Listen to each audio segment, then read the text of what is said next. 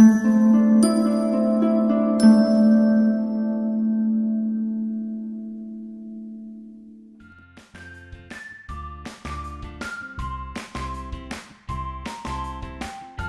friends, welcome to South Indian Food Court. இன்னைக்கு நம்ம பருப்பு உருண்டை குழம்பு தான் பண்ண போறோம். எப்படி பண்ணலாம்னு பார்க்கலாம்.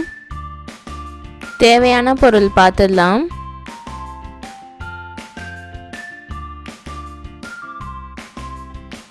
பருப்பு உருண்டை குழம்பு பண்ணுறதுக்கு இந்த கப்பில் நான் அரை கப்பு தோரம் பருப்பும் அரை கப்பு கடலை பருப்பும் எடுத்திருக்கேன். இதை 4 மணி நேரம் ஊற வச்சுருக்கேன். 1 ஸ்பூன் பெருஞ்சீரகம், 5 காஞ்ச மிளகா, நீங்கள் உங்கள் காரத்துக்கு தகுந்த மாதிரி சேர்த்துக்கோங்க.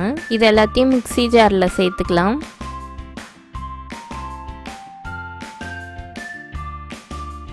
இப்போ எல்லாத்தையும் மிக்ஸி ஜாரில் சேர்த்தாச்சு. அரை டீஸ்பூன் அளவு சால்ட் சேர்த்துக்கலாம். தண்ணி ஊற்றாமல் இதை கொரப்பாக அரைச்சிட்டு வந்துடலாம். இந்த மாதிரி அரைச்சி வச்சுக்கோங்க. இது கொரப்பாக இருக்குது பாருங்கள். இப்படி இருந்தால் தான் உருண்டை குழம்பு டேஸ்ட்டாக இருக்கும். உங்களுக்கு உருண்டை பிடிக்கும் போது நல்லாயிருக்கும். இதை இப்போ பவுலில் ட்ரான்ஸ்ஃபர் பண்ணிக்கலாம். 4 பல் பூண்டை பொடியாக கட் பண்ணி வச்சுருக்கேன். இதை சேர்த்துக்கலாம். ஒரு பெரிய சைஸ் வெங்காயத்தில் இப்போ ஹாஃப் சைஸ் வெங்காயமும் ஒரு கொத்து கருவேப்பிலையும் பொடியாக கட் பண்ணி வச்சுருக்கேன். இதை சேர்த்துக்கலாம். இப்போ இதை பிசைஞ்சு விட்டுக்கலாம். இப்போ உருண்டை பிடிச்சிக்கலாம்.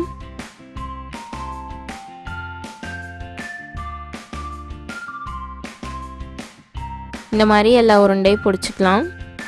இப்போ இந்த உருண்டையெல்லாம் பிடிச்சாச்சு. இதை இட்லி பானையில் வச்சுட்டேன் நான். இப்போ இதை வேக வச்சிடலாம். இப்போ உருண்டையெல்லாம் வெந்துருச்சான்னு இட்லி பானையை திறந்து பார்க்கலாம். உருண்டையெல்லாம் நல்லா வெந்துருச்சு. இதை இப்போ எடுத்துடலாம்.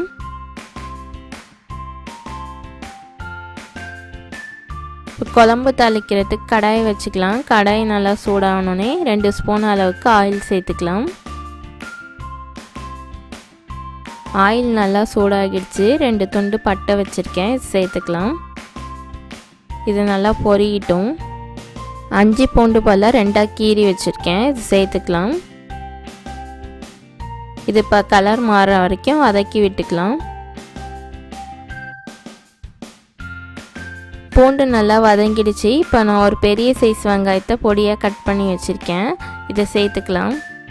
வெங்காயம் நல்லா கலர் மாறுற வரைக்கும் வதக்கி விட்டுக்கலாம். வெங்காயம் நல்லா வதங்கிடுச்சு. ஒரு பெரிய சைஸ் தக்காளியை பொடியாக கட் பண்ணி வச்சுருக்கேன். இது சேர்த்துக்கலாம். இதை நல்லா வதக்கி விட்டுக்கலாம். தக்காளி நல்லா வதங்கட்டும். இதை மூடி வச்சிடலாம் 1 நிமிஷம்.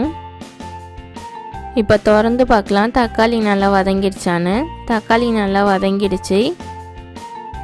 இப்போ தூள்லாம் சேர்த்துக்கலாம். 1/2 டீஸ்பூன் மஞ்சத்தூள், குழம்பு மிளகாய்த்தூள் 2 ஸ்பூன் சேர்த்துக்கலாம். குழம்பு மிளகாய்த்தூள் இல்லைன்னா மிளகாய்த்தூள் 1 ஸ்பூன், 2 ஸ்பூன் மல்லித்தூள் சேர்த்துக்கோங்க.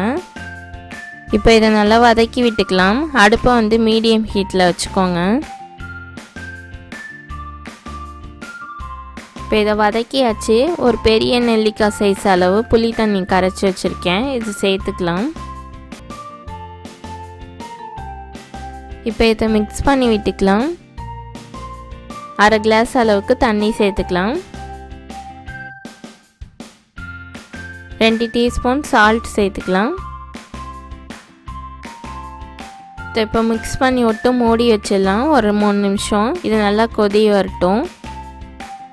குழம்பு கொதிக்கிறதுக்குள்ளே நம்ம தேங்காய் அரைச்சிக்கலாம். 1/4 மூடி அளவு தேங்காய், 1 டீஸ்பூன் சோம்பு, 4-5 சின்ன வெங்காயம், இது எல்லாத்தையும் நைஸாக அரைச்சிட்டு வந்துடலாம். குழம்பு நல்லா கொதி வந்துடுச்சு. இப்போ அரைச்சி வச்சுருக்க தேங்காய் பேஸ்ட்டை சேர்த்துக்கலாம். இதை நல்லா மிக்ஸ் பண்ணி விட்டுடலாம். இப்போ இந்த உருண்டையெல்லாம் சேர்த்துக்கலாம். உருண்டையை கடைசியாக சேர்த்தா போதும். இதை இப்போ மிக்ஸ் பண்ணி விட்டு மூடி வச்சிடலாம். ஒரு 5 நிமிஷம் கொதிக்கட்டும். இப்போ குழம்பு நல்லா கொதித்து ரெடி ஆயிடுச்சு. கொஞ்சமாக கொத்தமல்லி இலை தூவிட்டு இறக்கிடலாம். இதை சுவையான பருப்பு உருண்டை குழம்பு ரெடி. இந்த பருப்பு உருண்டை குழம்பு ட்ரை பண்ணி பார்த்துட்டு எப்படி இருந்துச்சுன்னு ஃபீட்பேக் சொல்லுங்கள். இந்த வீடியோ பிடிச்சிருந்துச்சுன்னா லைக் பண்ணுங்கள், ஷேர் பண்ணுங்கள், சப்ஸ்கிரைப் பண்ணுங்கள். மறக்காமல் பெல் ஐக்கானே கிளிக் பண்ணிவிடுங்க. தேங்க்யூ, பாய்.